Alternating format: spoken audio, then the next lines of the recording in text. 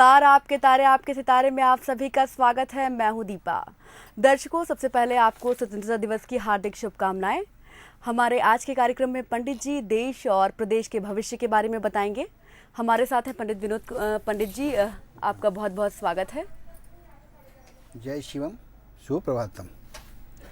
पंडित जी, आज हम जानेंगे देश और प्रदेश का भविष्य कैसा रहेगा। सबसे पहले जानेंगे कि हमारे देश ने आज 66 साल आज़ादी के पूरे कर लिए। 67वीं वर्षगांठ हम मना रहे हैं। पंडित जी, इस बार कैसा रहने वाला है हमारे देश का भविष्य?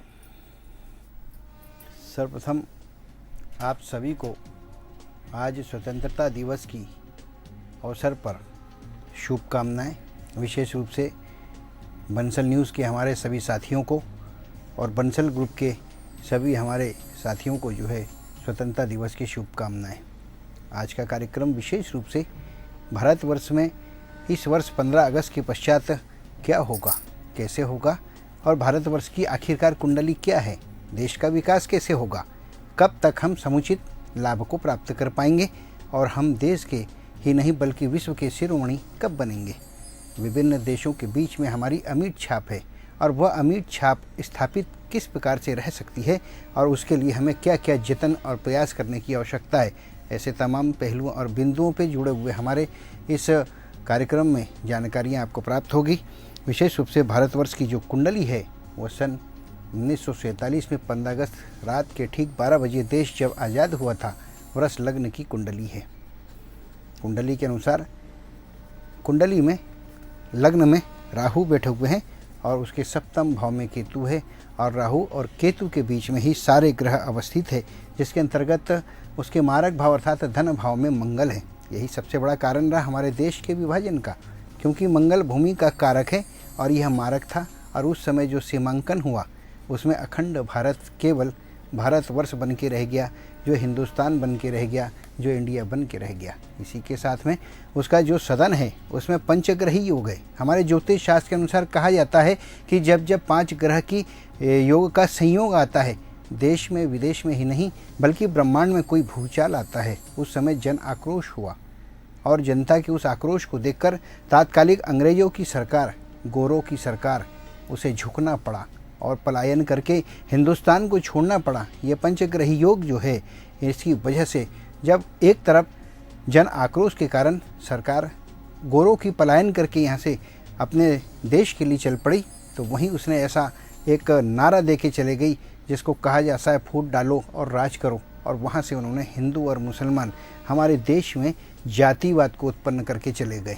यह केवल पंचग्रही योगों का कारण है कि आज भी हम उस जातिवादी समीकरण से ऊपर नहीं उठ पा रहे हैं। बंधुओं, चाहिए कि अब जो आने वाला समय है वह आज 15 अगस्त को हमें संकल्प लेना चाहिए कि यदि देश की उन्नति करना है तो हमें जातिवाद से और धर्मवाद से ऊपर उठना होगा और समाजवाद या ऐसे जितने भी वाद हैं जो मनुष्य के हित के लिए है, लोकतंत्र के लिए हमें लोकतंत्रवादी बनना होगा और प्रजातंत्र की रक्षा करने के लिए आगे बढ़ना होगा। इसी प्रकार से 6वें भाव में यदि हम देखते हैं कुंडली के 15 अगस्त 1947 को, तो गुरु ग्रह अवस्थित हैं। गुरु की अवस्था यह बात बताती है कि हमारा शासन कैसा होगा, हमारा प्रशासन कैसा होगा, हमारे प्रशासक कैसे विवेकशील होंगे। 6वां भाव शत्रुता के भाव को परिलक्षित करने वाला भाव है, लेकिन इस स्थान पर गुरु बैठा है तो यह कहता है कि हमारे देश का शासन सख्त होगा और शक्ति के साथ में हम हर जगह निपटने को तैयार रहेंगे। गुरु बुद्धि का कारक होता है। आप देखेंगे सन 1947 से लेकर आज तक जब कभी अंतर्राष्ट्रीय क्षितिज के ऊपर हमारे भारतवर्ष की अस्मिता का प्रश्न आया होगा तो हमारे देश की सेना ने भी कठोर शासन के साथ में युद्ध में कभी पीछे नहीं हटी और पराक्रम और शौर्य दिखाई, अनुशासित होकर। यह अनुशासन का कारण रहा। वहीं पर बुद्धिजीवी वर्ग जो था उसने कौटिल्य नीति के अनुसार, कूटनीति के अनुसार जो है डिप्लोमेटिक लैंग्वेज में संबंधित देश को जवाब दिया और अपनी अमिट छाप भी बनाए। इस प्रकार से हिंदुस्तान को यदि हम देखते हैं तो हर क्षेत्र में, चाहे प्रशासन का क्षेत्र हो, चाहे सेना का क्षेत्र हो, चाहे रक्षा से संबंधित क्षेत्र हो, चाहे उत्पादकता का क्षेत्र हो, चाहे किसी भी प्रकार से हम लें, चाहे उद्यमिता का हो, हमने हर क्षेत्र में विकास करे। यही नहीं, सुई से लेकर हवाई जहाज तक बनाने का प्रयास हमारे इस भारतवर्ष ने किया। 7वें भाव में केतु बैठा हुआ है भारतवर्ष की। कहा जाता है कि 7वें भाव में केतु बैठा है और जब केतु बैठा हुआ है तो उसकी स्थिति यह परिलक्षित करती है कि केतु के बैठने से जहाँ जहाँ मारक भाव है, देश और विदेश के बीच की एलओसी होगी या देश की सीमा होगी, जिसे एलओसी भी कहा जा सकता है, उस स्थान पर बार बार विवाद होगा। और विवाद का सबसे बड़ा कारण होगा कि हमारा शत्रु वर्ग अंधा होगा और वो अंधपन में बार बार हमें सताने का प्रयास करेगा। लेकिन केतु के साथ में दूसरी बात भी होती कि ये अहम भी रखने वाला होता है। जब भारतवर्ष की सेना में अहम जागता है तो इसका मुंह तोड़ जवाब देने में सक्षम भी होती है। ये ऐसा हमारे भारतवर्ष की कुंडली के अंदर जो परिलक्षित हुआ है, विशेष रूप से यह कुंडली का वर्णन जो था वो आपके बीच में रहा। इसी के साथ में हम देखेंगे कि मारक भाव में वर्तमान समय में यदि आज के परिवेश में हम देखते हैं तो हमारे देश के ऊपर 3 तरफ से परेशानियों का दौर चल रहा है। विशेष रूप से पाकिस्तान की सीमा पर बार बार उनके द्वारा उच्छृंखलता की जा रही है। चीन के द्वारा बार बार मजाकिया तौर पर कदम उठाए जा रहे हैं। वहीं बांग्लादेश हमारे साथ में प्रॉक्सी वार, गुप्त द्वंद्व युद्ध करने में लगा हुआ है और इसको निपटना पड़ेगा। और निपटने के लिए हमारे जो ग्रह हैं उसके अनुसार मंगल और गुरु मारक भाव में बैठे हुए हैं। मंगल सन 1947 में भी मारक भाव में थे, आज भी है, लेकिन उसके साथ में गुरु बैठे हैं। आने वाला जो वर्ष है 2013 से 14 के बीच में भारतवर्ष बाध्य होगा इनकी इन नापाक हरकतों के कारण उसे अपनी सैन्य बल का प्रदर्शन करना होगा। और जब प्रदर्शन होगा तब इनके जो शत्रुता के भाव है उसका दमन होगा। इस प्रकार से राजनीतिक दलों को भी यदि हम लें तो इनमें परस्पर द्वंद्व की स्थितियां बनेगी। हमारे देश के अंदर जो युवा वर्ग है वह राज्य सत्ता में काम करने वाले विभिन्न राजनीतिक दल के जो लोग हैं उन्हें बाध्य करेंगे, एकत्र होकर, एकजुट होकर उन्हें सोचना होगा कि देश के विकास के लिए क्या अनिवार्य है। एक नया संदेश इस वर्ष युवा वर्ग दे सकता है कि राष्ट्रीय चुनावों में राष्ट्रीय राजनीतिक दलों को विशेष स्थान दिया जाए और क्षेत्रीय राजनीतिक दलों का जो है इन स्थितियों पर किसी प्रकार से अंकुश लगाया जाए। और यह कार्य केवल युवा वर्ग करने के लिए निकल पड़ेगा, ऐसा दिखाई देता है। इसके अलावा हम देखेंगे कि आम जनता जो है वह बार बार पाकिस्तान, चीन की हरकतों को देखकर भारतवर्ष के ऊपर विशेष अपनी जो सेना है उसके ऊपर अहम रखेंगे, घमंड भी करेंगे, क्योंकि हमारी सेना इस लायक है। उसके साथ में हमारा उसका शौर्य है तो हमारा उत्साह भी उसके साथ है। कभी भी सेना के साथ में जो विश्वास की भाव आई है वह हमारे देश की जनता के भीतर ही आया है। विदेश में कूटनीति का सहारा लेकर यदि हम आगे आएंगे तो वहीं पर गुरु ग्रह के कारण हमारे देश में रुपए का अवमूल्यन होने की संभावनाएं बनती हुई दिखाई दे रही है। कारण क्योंकि गुरु के कारण या हमारे देश के अंदर जो उसके धरोहर के रूप में, राशि के रूप में या धरोहर धातु के रूप में सोना रखा जाता है, उसके भाव में उछाल है और उछाल आने के बार बार योग रहेंगे। विश्व स्तर पर सोने का उछाल होगा और इसकी वजह से और अवमूल्यन जब रुपए का होगा तो हमारे देश में अंतर्राष्ट्रीय बाजारों का प्रभाव पड़ेगा। अंततः हमें महंगाई की मार झेलना होगी। विशेष रूप से पेट्रोलियम पदार्थ, उसके अलावा खनिज पदार्थ और जो हमारे यहाँ आयात की जाने वाली सामग्री है उस पर करारोपण भी बढ़ेगा और उसी के साथ में उनके मूल्य की वृद्धि होने से रुपए का अवमूल्यन होने की संभावना बनती है और मुद्रास्फीति की संभावनाएं भी तेज नज़र आती। अर्थशास्त्री जो हमारे देश के हैं विभिन्न क्षेत्रों में अध्ययन करेंगे लेकिन उनके शोध नाकाम होंगे। शोध की नाकामी हमारे देश में एक तरफ सुरसा के समान महंगाई का रूप लाएगी, तो उसी प्रकार से यदि हम देखेंगे तो शिक्षा, स्वास्थ्य और उसी के अलावा जो उद्योग से संबंधित क्षेत्र है इसमें नई क्रांति भी आएगी। अंतर्राष्ट्रीय स्तर पर हम आधुनिकता को धारण करते हुए कुछ ऐसी मशीनरी को खरीदेंगे जिससे हमारे देश का अच्छा उत्पादन हो सके। खनिज उत्पादन हमारा जो है उसका निर्यात होगा और उस निर्यात से हमें विदेशी मुद्रा का लाभ होगा। यहाँ हमें थोड़ी राहत मिलेगी क्योंकि हमारे पास जो भंडारण है उसका हम समुचित उपयोग कर पाएंगे। रक्षा संबंधी सौदों को लेकर जब कभी भी कोई खरीदी और बिक्री का अवसर आएगा तो उस समय विशेषज्ञों के बीच में भारी टकराहट होने की संभावनाएं बनती हुई इस वर्ष दिखाई दे रही है। और साथ ही हम देखेंगे कि जहां एक तरफ हमें सैन्य बल का प्रदर्शन करना होगा, वहीं पर हमारी कौटिल्य नीति और कूटनीति के कारण चीन और पाकिस्तान के साथ हमारे अंतर्राष्ट्रीय क्षितिज पर कुछ संबंधों में सुधार भी आएगा। इसमें कोई बड़ी बात नहीं है।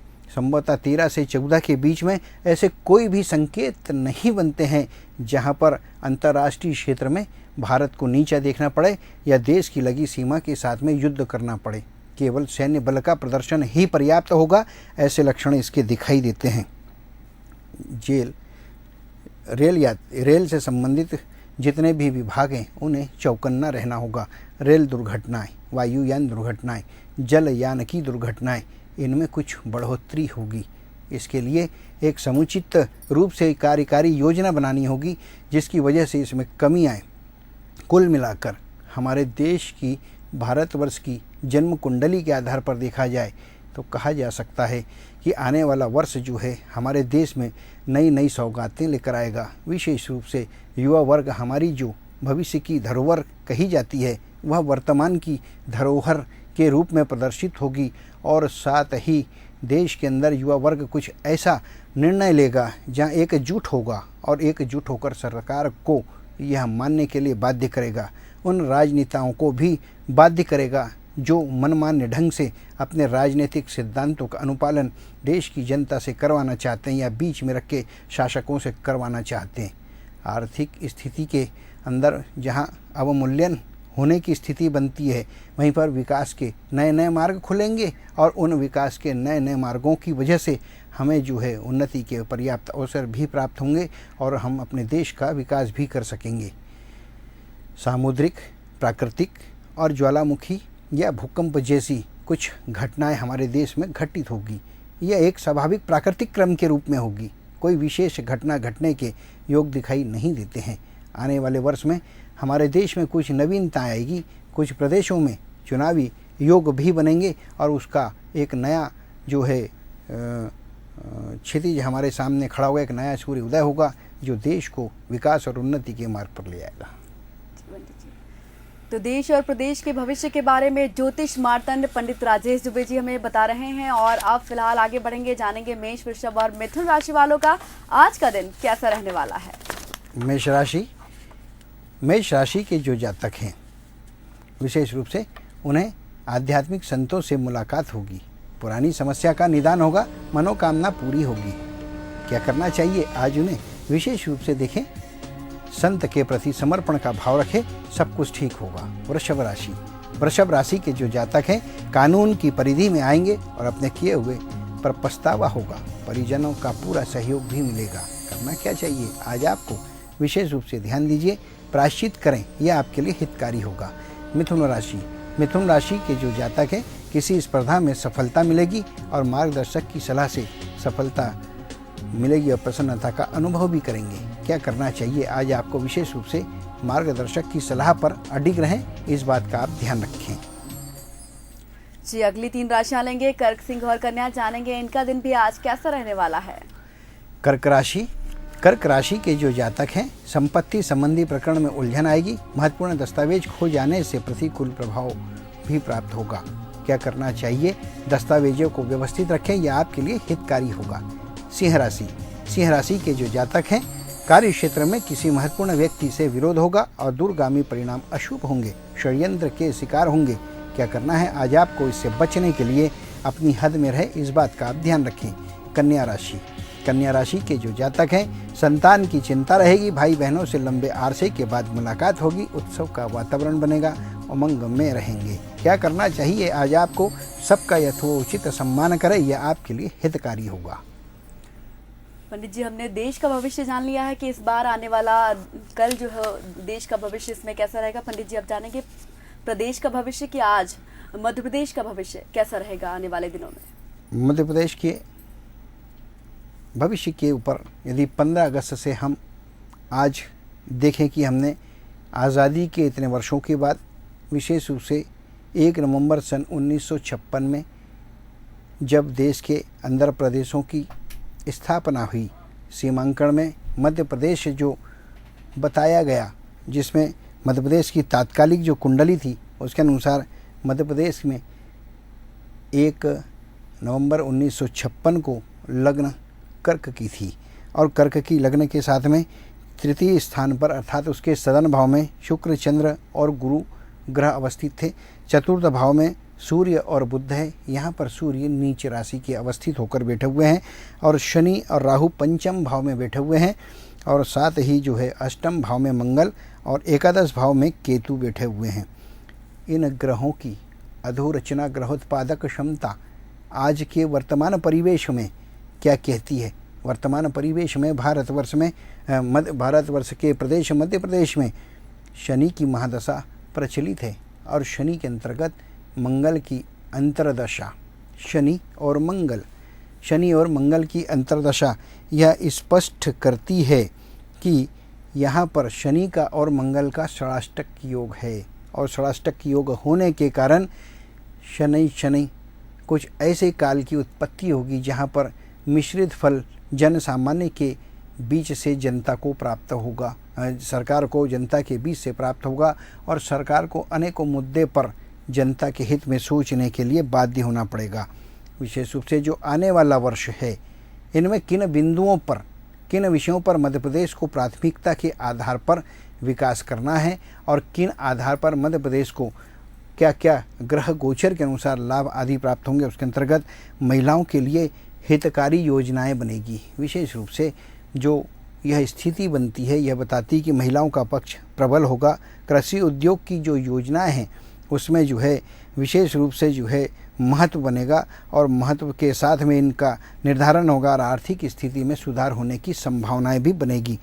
शिक्षा के क्षेत्र में निजीकरण और उसके साथ में उच्चता के लिए नई नीति का निर्धारण होने की संभावना है। आने वाले वर्षों में कुछ ऐसे तकनीकी क्षेत्र में, कुछ ऐसे वैज्ञानिक क्षेत्रों में, कुछ ऐसे जीव विज्ञान के क्षेत्रों में उन्नति होने के योग बनते हैं जहां पर अंतर्राष्ट्रीय या राष्ट्रीय स्तर के कुछ शिक्षा संस्थानों की स्थापना होने की संभावनाएं हो सकती है।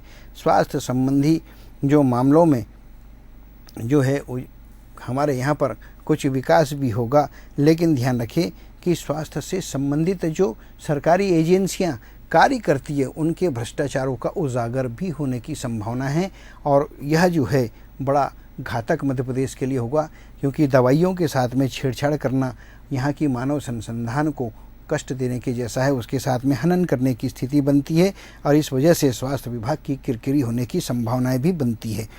ऊर्जा बिजली के उत्पादन के क्षेत्र में हम आधुनिक संयंत्रों का जो है स्थापना करेंगे और संवर्धन करने का पूरा प्रयास होगी। इस प्रदेश के अंदर यह विकास की जो सिद्धांत है यह ऊर्जा और बिजली से होकर गुजरते हैं, इसके सफलताएं बनेगी। प्रदेश में नए नए करारोपण होंगे जिसका अधिभार जनता के ऊपर होगा और जनता बोझ महसूस करेगी, अंतर विरोध होगा और सरकार को झुकना भी पड़ेगा। यातायात और सड़क के मुद्दे जो हैं उन पर भी विकास की स्थितियां बनती है और सबसे बड़ी बात यह है कि सत्ता दल के जो लोग हैं वो एकजुट होंगे और जो विपक्षी दल है उनमें एकजुटता की कमी होगी। आने वाला वर्ष जो है हमारे देश में सरकार के चुनावों के लिए जो है उजागर होगा और इसके प्रति लोगों का उत्साह और उमंग होगा और आकर्षण भी होगा।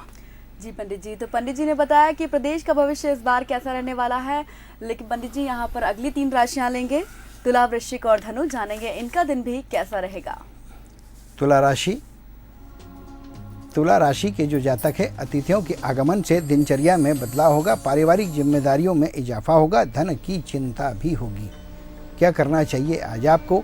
जिम्मेदारी वहन करने से पीछे न हटें। वृश्चिक राशि के जातक सामाजिक राष्ट्रीय गतिविधियों में भाग लेने से नए अनुभव मिलेंगे और सरकारी इनाम मिलने के योग हैं। क्या करना चाहिए आज आपको? विशेष रूप से खुद को सहज बनाए रखें, यह आपके लिए हितकारी होगा। धनु राशि के जो जातक हैं परिवार के कार्यों में बड़ी बाधाएं आएगी, बाधक भी होंगे, घोर कलेश होने की आशंका है और अचानक प्रवास पर जाने की योजना भी बनेगी। क्या करना चाहिए आज आपको? नीति में लचीलापन बनाए रखें, यह आपके लिए हितकारी होगा। आखिरी की 3 राशियां लेंगे, मकर, कुंभ और मीन। मकर राशि के जातक स्थानांतरण होने से नुकसान होगा और प्रत्येक कार्य में व्यवधान आएगा, पदोन्नति में विलंब होने से पीड़ा होगी। क्या करना चाहिए आज आपको? समयानुरूप समायोजन करें, यह आपके लिए हितकारी होगा। कुंभ राशि के जातक प्रेमिका से मिलन होगा, प्रसन्न रहेंगे, पुराने गिले शिकवे दूर होंगे, परस्पर विश्वास स्थापित होगा। क्या करना है? मिलन की गोपनीयता को बनाए रखिए, आपके लिए हितकारी होगा। मीन राशि के जातक पति पत्नी के बीच दूरी बनेगी, टकराव होना संभव है, पत्नी कुछ दिनों के लिए माता पिता की शरण भी लेगी। क्या होगा? क्या करना चाहिए? विशेष रूप से स्त्री के सम्मान का ध्यान रखें, यह आपके लिए हितकारी होगा। पंडित जी, हमने देश और मध्य प्रदेश का भविष्य जान लिया है, लेकिन आप जानना चाहेंगे छत्तीसगढ़ का भविष्य कैसा रहने वाला है? विशेष रूप से भारतवर्ष के अधीन सन 1956 में जब अनेकों प्रदेशों की स्थापना हुई, उसमें अखंड मध्य प्रदेश जो था उसमें छत्तीसगढ़ भी सम्मिलित था। 1 नवंबर 2000 का जो दिन था वो हमारे जीवन का एक ऐसा दिन था जहाँ पर एक आत्मा के 2 शरीरों का प्रादुर्भाव हुआ। मध्य प्रदेश और छत्तीसगढ़ राज्य की स्थापना एक कल्पना विशेष को लेकर, राजनीतिक सिद्धांतों को लेकर हुई और उसको सफलीभूत भी किया गया। जब छत्तीसगढ़ की स्थिति बनी, लग्न कर्क की थी, तीसरे भाव में उसके मंगल अवस्थित था और तात्कालिक समय में नीच का सूर्य होकर सूर्य और बुध चौथे स्थान पर थे, पंचम स्थान पर शुक्र था। सबसे बड़ी बात जो उसका छठवां भाव था, जो शत्रु का भाव है, वहाँ पे चंद्रमा के साथ में केतु अवस्थित है और यह जो है ग्रहण योग है, जो उसके लिए हमेशा संकट का और कष्ट का कारण बना रहेगा। और उसके अलावा एकादश भाव में गुरु और शनि, यह चंडाल योग है, जो आर्थिक विकास के बीच में कुछ नज़र लगने जैसी बात को बनाए रखेगा। और द्वादश भाव में राहु है। देखिए, कुल मिलाकर कहा जाए तो जो छत्तीसगढ़ राज्य है, यहाँ पर विशेष चिंता का कारण चंद्रमा के साथ में केतु इसके शत्रु भाव पर अवस्थित है। राज्य छोटा है, पराक्रमी है, आदिवासी बाहुल्य है, सौम्य है, सुंदर है, विचारों में निष्पाप भाव है। ऐसा प्रदेश जहाँ पर नक्सलवादियों का एक सदैव जो है बुरा असर पड़ेगा और यही ग्रहण योग, यही उसका प्रेत के समान पीछा करने वाला होगा और नक्सलवादी घटनाएं जो है उसको बार बार सरकार को जवाब देना पड़ेगा। कुल मिलाकर कहा जाए कि सरकार की जो एनर्जी है, सरकार की जो ऊर्जा है, वह केवल इस प्रकार के कार्य में ही लगी रहेगी जहां पर वह अपने विकास कार्यों के बीच में आने वाले शत्रुओं पर दमन के लिए कार्यवाही करते रहे, जवाब देते रहे। वनोपज की उत्पादकता इस प्रदेश में श्रेष्ठ होगी, लेकिन पूंजीपतियों के द्वारा इसकी तस्करी करने के योग बनेंगे। खनिज से जो संपन्न प्रदेश है, जिसके भूगर्भ में खनिज है, वहाँ पर खनिज का भी जो है जो प्रशासक वर्ग के साथ मिलकर पूंजीपति दोहन करेंगे। राजस्व की हानि होगी, प्रदेश के विकास में अल्प धन की स्थिति भी बन सकती है। ये कहा जा सकता है खेलकूद सांस्कृतिक जो उसके मामले हैं, इसमें संस्कृति के साथ छेड़छाड़ होने की संभावनाएं बनती है इस वर्ष में और इसकी वजह से वहाँ के आदिवासियों के द्वारा जो है संग्राम की स्थिति पैदा हो सकती है और वह अंतर्द्वंद कर सकते हैं। ऐसी परिस्थितियों का भी योग बनता है। अनेकों देश विदेश की बड़ी बड़ी कंपनियां छत्तीसगढ़ में कार्य करने के लिए ललायित होगी और आने के उनके योग भी है। अच्छे उद्यम स्थापित होने की संभावनाएं भी बनती है। निश्चित रूप से यह जो है छत्तीसगढ़ के लिए बड़ा हितकारी होगा। आगे आने वाले समय में जो चुनाव होने वाले हैं उसमें विशेष रूप से वहाँ पर महिला और युवा वर्ग, ये मध्य प्रदेश और छत्तीसगढ़ दोनों स्थानों पर आप देखेंगे आगामी चुनाव में महिला युवा वर्ग जो है वो प्राथमिकता से एकजुट होंगे और उसका लाभ जो है वह उस प्रदेश के विकास के लिए होगा। आदिवासी जो है सरकार की जो उपेक्षा है उससे पीड़ित होंगे और उसके लिए लड़ते रहेंगे और परिस्थितियां ठीक नहीं होगी। सत्ता पक्ष को यदि हम देखें तो अपेक्षाकृत विपक्ष के अपनी नीतियों को प्रदर्शित करने में असफल रहेंगे।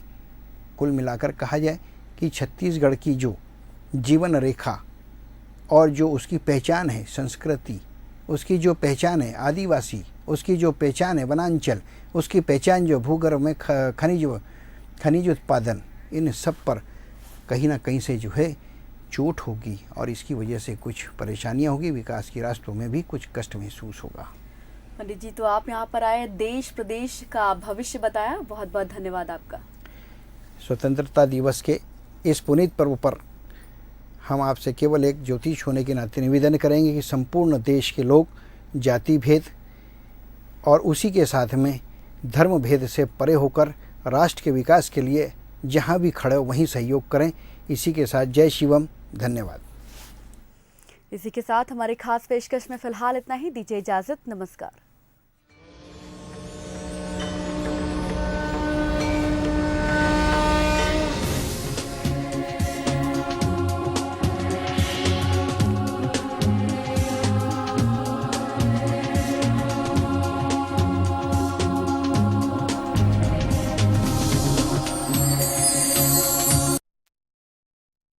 कौन चला रहा था?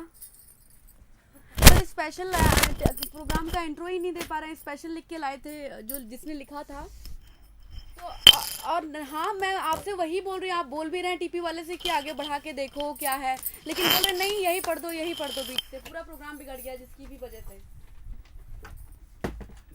विनोद दुबे पंडित आए थे, तुम प्रोग्राम तुम्हारे सामने बैठे ना। नहीं